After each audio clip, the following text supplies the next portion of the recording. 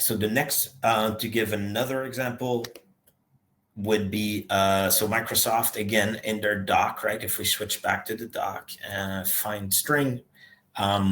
So exploitation of the CVE can be detected to search for potential exploitation using find string, which usually would imply you going on the box and, command.exe.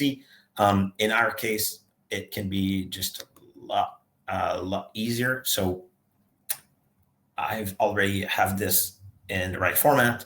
So what we're doing is we're doing a run, which is the same command as for payload, but we're doing it with the shell command instead. So we're saying, look, I want to execute something external to LimaCharlie, but it's not an executable. I want to use the default shell on that box. On Windows, that would be command.exe.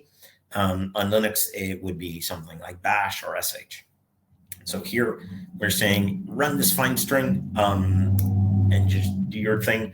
In this case, it returns really quickly because that log file doesn't exist there. So it's just giving us, the error code coming back, which is 1.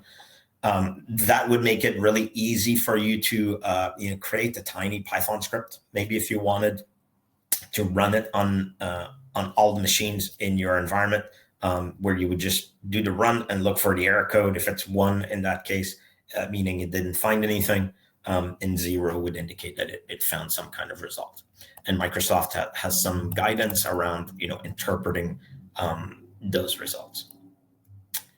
So let's say we keep going.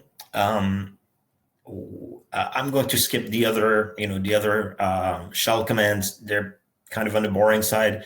They do demonstrate using PowerShell. So, command.exe is our default shell, but we want to use PowerShell to go and, execute that script. That's fine.